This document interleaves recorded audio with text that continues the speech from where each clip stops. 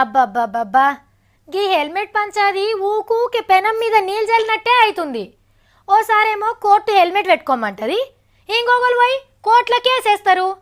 Helmet పెట్టుకున్నప్పుడు కొద్ది రోజులు ఆపుండ్రి అని స్టే ఇస్తుంది. మళ్ళా గదే పాత కథ. ఆగో, హెల్మెట్ అంటే ఇంకో కోట్ అనుడే అయిపోయింది. ఉరుమురిమి మంగళం మీద పడ్డట్టు ఈ ట్రాఫిక్ పోలీసు వాళ్ళకు చిన్న కష్టం మోపైతే లేదుల్లా. స్కూటర్ దోలేటోళ్లతోటే హెల్మెట్ పెట్టించుడు వశం అయితే లేదంటే వెనక కూసున్నోళ్ళు కూడా హెల్మెట్లు పెట్టుకుంటే చేయరు అని పెద్ద కోర్టు ఆర్డర్ లేచింది. కానీ తలకాయబలికి చస్తారా, ఫైన్ లేసి జేబు కుల్లా చేస్తాంరా అని ఎన్ని తీర్ల మొత్తుకున్నా ఇంటున్నారా? బతిలాడి పూలు వంచినా సీనువలతోటి ప్రచారం చేపించిన చెవిటోని ముంగట శంఖ ముదిన సాత్రమే అవుతుండే. కానీ లెక్కకైతే బండి మీద నుంచి వాడితే ఎనుకోనికైనా ముంగటోనికైనా ఒక్క తీరుగానైతే బలదలుగుతాయి. కానీ ఎంటికలు నలుగుతాయి, క్రాఫ్ ఖరాబ్ అవుతాయి అని ఏతులు చేసే పోరగాళ్ళు పట్టించుకుంటారా?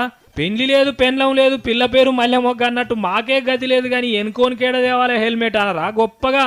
మరి పోలీసు వాళ్ళు పెద్ద కోర్టు చెప్పిన ముచ్చట ఎట్లా చేస్తారో ఏందో కానీ సుప్రీంకోర్టు పెద్ద సడకుల పొంట మందు షాపులు లేకుండా చేయరని ఇంకో ఆర్డర్ కూడా ఇచ్చింది, బండ్లు దోలేటోళ్ళు తాగి యాక్సిడెంట్ చేయకుండా.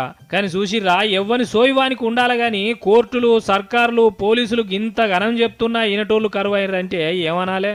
ఓనాడు కాకున్నా ఒకనాడన్న బుద్ధి తెచ్చుకుంటారని ఒక ఇట్లా చెప్తున్నారు. మరి మీ అందులో హెల్మెట్ ఇప్పటికి కూడా కొనడోళ్ళు ఉంటే ఎంబడే పోయి తెచ్చుకోర్రి. ఇక ఇంత చెప్పినా వినకపోతే అటెంక మీ ఇష్టం.